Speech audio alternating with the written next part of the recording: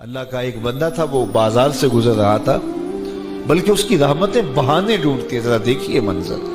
تو اس نے دیکھا ایک شرابی ہے، وہ گندی نالی پہ گرا ہوا ہے اور گندے پانی سے اس کا منہ گندا ہو رہا ہے۔ انسان کے احترام کے ناطے دل میں ترس جاگا اور اس کو وہاں گندی نالی سے اٹھایا اور اس کا منہ دھویا اور گھر کا رستہ دکھایا۔ خیر شام ہوئی، رات پڑی۔ جب پچھلا پہر ہوا تو وہ بزرگ جنہوں نے دن کو شرابی کا منہ دھویا تھا تو وہ مسجد میں تہجد پڑھنے کے لیے آئے تو کیا دیکھا کہ وہی شرابی جو دوپہر کو گندی نالی پہ دھت پڑا تھا آج اس بزرگ سے بھی پہلے مصلی پہ کھڑا ہو کے نماز پڑھ رہا ہے۔ تو بڑی حیرت ہوئی کہ یہ تو وہ دن والا شرابی ہے اور میں نے آج اس کا منہ دھویا تھا، نشے میں دھت پڑا تھا۔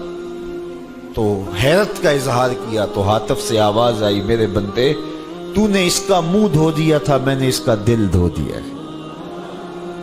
تو جب بندہ اللہ کے حضور توبہ کرتا ہے، اس کے حضور معافی مانگتا ہے تو پھر وہ کتنا عطا کرتا ہے، اور بندے کے گناہوں کو معاف ہی نہیں کرتا بلکہ اس کے گناہوں کو نیکیوں میں بدل کے رکھ دیتا ہے۔ یہ بندے پر اللہ کی کرم نوازیوں کے برستے رنگ ہیں۔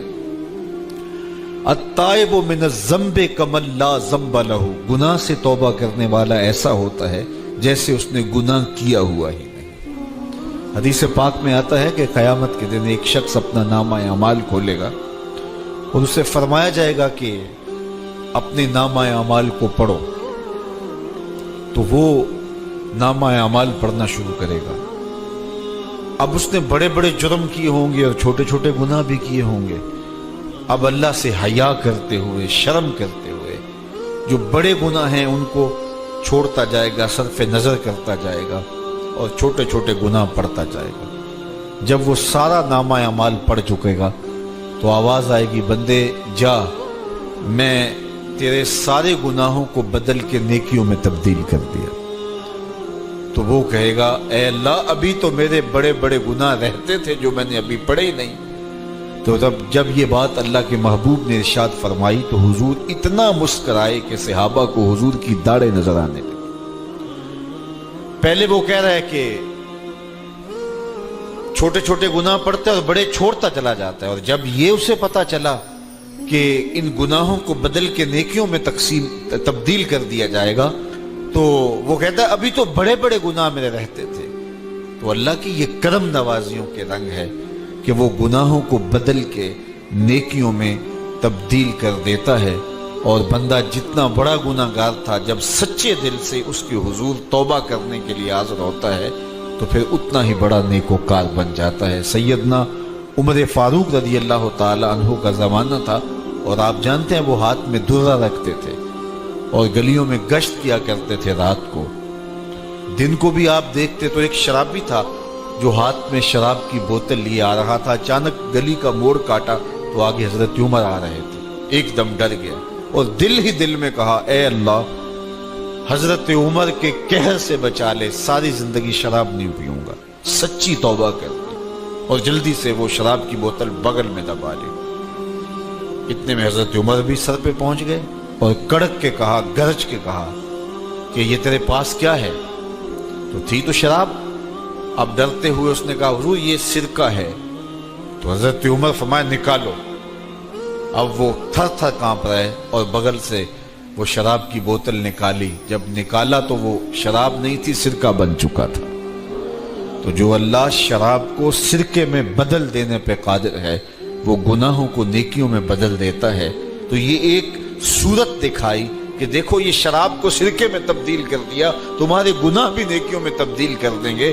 تم آؤ تو صحیح اس کی چوکھٹ پہ، تم ہاتھ تو پھیلاؤ۔ حضرت داتا گنج بخش علی حجویری علیہ رحمہ کشف المعجوب کے اندر لکھتے ہیں کہ جو فرمایا گیا کہ جس نے توبہ کی اللہ نے اس کی مغفرت کر دی، تو ایک بزرگ کا قول نقل کیا کہ جس کو اللہ نے بخشنا تھا اللہ نے اس کو توبہ کی توفیق دے دی۔ اس کو بلایا ہی اسے ہے جس نے مغفرت کرنی تھی۔ تو توبہ کی توفیق کا نصیب ہو جانا یہ اللہ کی خاص رحمتیں ہیں، اور توبہ کرنے والا اللہ کی خاص رحمتیں پاتا ہے۔ توبہ کرنے والا جب اس کے حضور حاضر ہوتا ہے تو اللہ تعالیٰ اس پہ بہت خوش ہوتا ہے۔ اللہ کے محبوب علیہ السلام نے باقاعدہ ایک مثال سے یہ حقیقت سمجھائی کہ توبہ کرنے والے کے لیے اللہ کی خوشی کا عالم کیا ہوتا ہے، اللہ کیسے خوش ہوتا ہے توبہ کرنے والے پر۔ تو حضور نے ارشاد فرمایا ایک بندہ لمبا سفر کر کے اور صحرا کے اندر ایک لمبے سفر پہ تھا، تو راستے کے اندر اس نے چند لمحوں کے لیے سستانے کے لیے، دوپہر کاٹنے کے لیے ایک درخت کے ساتھ اپنا جانور باندھا اور خود سو گیا۔ اس کا خیال تھا چند لمحوں کے لیے آنکھوں کی نیند نکالوں گا اور آگے بڑھ جاؤں گا، اس لیے اس نے سامان بھی سواری اونٹ کے اوپر جو لدا ہوا سامان تھا، اس میں کھانا تھا، پینا تھا، دیگر ضروریات کی چیزیں تھیں، تو وہ بھی نہیں اتارا، کجاوے پر ہی پڑا رہا کہ چند لمحوں کے لیے میں نے کمر سیدھی کرنی اور آگے چلے جانا ہے۔ تو تھوڑی دیر کے بعد اس کی آنکھ کھلی تو کیا دیکھتا ہے کہ اونٹ ماں ساز و سامان کے غائب ہے۔ تو صحرا میں اونٹ کا گم جانا زندگی گم جانے کے مترادف ہے۔ تا حد نظر نہ کوئی آبادی، نہ کوئی انسانی وجود، تو پھر زندگی نہیں موت کے منہ میں اپنے آپ کو دھکیل لینا ہے جنگل میں، اگر آپ کے پاس کچھ باقی نہیں بچتا ہے۔ تو اس نے دیکھا کہ سواری غائب ہے، سواری غائب ہے تو اس کے اوپر جو سامان تھا وہ بھی غائب ہے، تو وہ دائیں بائیں بھاگا دوڑا اس خیال سے کہ میں جو ہے وہ اپنی سواری کو تلاش کر لوں، لیکن سواری نہیں مل پائی۔ تو پھر وہ دوبارہ آیا اور اسی جگہ بیٹھ گیا، اب موت کا انتظار کرنے لگا۔ چونکہ صحرا میں سواری گم گئی اور میلوں تک انسانی آبادی ہی نہیں ہے، تو وہی پیاس سے ہلکان ہوا، بے چین ہوا، وہاں درخت کے ساتھ ٹیک لگا کے موت کا منتظر ہو کے بیٹھ جاتا ہے، اور یوں بیٹھے بیٹھے اس کی آنکھ لگ جاتی ہے۔ اچانک اس کی آنکھ کھلتی ہے تو کیا دیکھتا ہے کہ اونٹ ماں ساز و سامان کے پاس کھڑا ہے۔ تو اونٹ کا ملنا زندگی مل جانا تھا، تو وہ اتنا خوش ہوا کہ خوشی سے اس کی زبان بل کھا گئی۔ وہ کیا کسی نے کہا نا کہ جب بھی تیری قربت کے امکان نظر آئے ہم اتنے خوش ہوئے کہ پریشان نظر آئے۔ تو کہنا تو یہ تھا کہ اے اللہ تو میرا رب اور میں تیرا بندہ، لیکن وہ خوشیوں کے ہجوم میں درک گیا اور کیا کہتا ہے، اللہم انت عبدی وانا ربک، اے اللہ تو میرا رب، تو میرا بندہ اور میں تیرا رب۔ تو اس قدر وہ خوشیوں میں درک گیا کہ اس کو اپنی زبان پہ قابو اور کنٹرول نہ رہا۔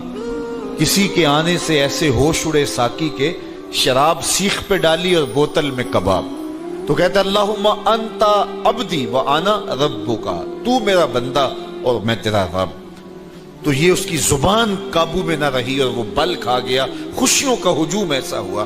تو اللہ کے محبوب نے یہ مثال بیان کرنے کے بعد ارشاد کیا، مجھے بتاؤ اس بندے کو کتنی خوشی ہوئی کہ زبان پہ قابو نہیں، جذبات پہ کنٹرول نہیں، کہنا کچھ ہے بول کچھ رہا ہے۔ تو صحابہ نے عرض کی حضور بہت خوشی ہے۔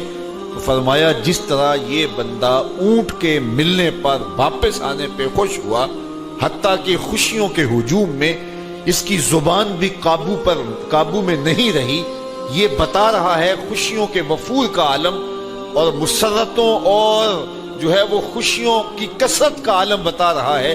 تو فرمایا یہ بڑا خوش ہوا جب کوئی بندہ پلٹ کے مالک کی دہلیز پہ آتا ہے، اللہ اس سے بھی زیادہ خوش ہوتا ہے کہ میرا بندہ میری چوکھٹ پہ آ گیا۔ تو پھر اللہ یہ نہیں دیکھتا کہ اس کے گناہ کتنے، سمندر کی جھاگ کے برابر بھی گناہ ہو تو معاف کر دیے جاتے ہیں، اس لیے کہ میرا بندہ پلٹ کے میری چوکھٹ پہ آئے۔ تو توبہ اللہ کو محبوب ہے، اللہ کو مطلوب ہے، اللہ کو چاہیے کہ بندہ اس کے حضور آئے اور پھر اللہ جل شانہ اس کی مغفرت و بخشش فرما دیتا ہے۔ یہ موسم نور کے موسم ہے، عام دنوں میں بھی توبہ کرو، دن میں کرو یا رات کو کرو، کسی بھی مقام پہ توبہ کرو، اللہ معاف کر دینے والا ہے۔ لیکن یہ خاص ایام تو ایسے ہیں کہ اللہ کی رحمتیں بندوں کو معاف فرما دیتی ہیں، اور اگر کوئی توبہ کا جو ہے وہ دامن پکڑ کے آ جائے، اس کے حضور حاضر ہو جائے، تو پھر اللہ تعالیٰ جل شانہ बंदों की खताएं भी माफ करता है और उनके गुनाहों को बदल के नेकियों में तब्दील कर देता है। खुश नसीब हैं वो लोग जो इन बाबरकत अय्याम में अपनी बख्शिश का सामान कर लेते हैं, और उनसे बड़ा बदबख्त भी कोई नहीं जो इन सुहाने मौसमों में भी प्यासे रहते हैं और इन मौसमों में भी उनकी बख्शिश व मगफरत नहीं हो पाती। रुत सुहानी हो, मौसम अच्छा हो, तो मुझे बताओ कि जो उस मौसम में भी अपने आप को महरूम रखे तो उससे बड़ी बदनसीबी क्या होगी। अल्लाह के महबूब अलैहिस्सलाम ने मिंबर की तीनों सीढ़ियों पे कदम रखते हुए आमीन आमीन पुकारा, तो हुजूर अलैहिस्सलाम से अर्ज किया गया, या रसूल अल्लाह सल्लल्लाहु अलैहि वसल्लम, हर सीढ़ी पे कदम रखते हुए आपने आमीन कहा, तो आपने किस बात पे आमीन कहा? फरमाया जिब्रील अमीन हाजिर खिदमत हुए और उन्होंने कहा उस शख्स की नाक खाक आलूद हो जो माह सियाम रमज़ानुल मुबारक को पाए और अपनी बख्शिश न करवा सके। तो मैंने इस पे आमीन कहा कि इतना मुकद्दस महीना नसीब हो, इतना सुहाना मौसम आए और वो फिर जहां खड़ा था वही का वही खड़ा रहे। मैं और आप अपना मुहासबा कर सकते हैं। मौसमे रहमत और फसले नूर रमज़ानुल मुबारक अपना आधा सफ़र तय कर चुका है। ये मुबारक महीना आधा सफ़र इसका भी बाकी है। तो मैं और आप ज़रा अपने आप को अपने ज़मीर की अदालत में खड़ा करके अपने आप को देख करके देखें, सोचें कि हमने इन 15 दिनों के अंदर कितना सफ़र तय किया। 29-30 शाबान को हम जहां खड़े थे, क्या हम आज भी वहीं खड़े हैं या हमारा कुछ सफ़र बेहतरी का हुआ है? और अगर हम वहीं के वहीं खड़े हैं तो फिर अभी वक्त है हम बकिया 15 दिनों में अल्लाह की रिज़ा जोई के लिए कोशिश हो जाए, वरना कितनी बड़ी वईद है। जिब्रील दुआ कर रहे हैं और उस पे हुजूर आमीन कह के मुहर लगा रहे हैं। उस शख्स की नाक खाकालूद हो जो माह सियाम को पाए और अपनी बख्शिश न करवा सके। मुझे और आपको पता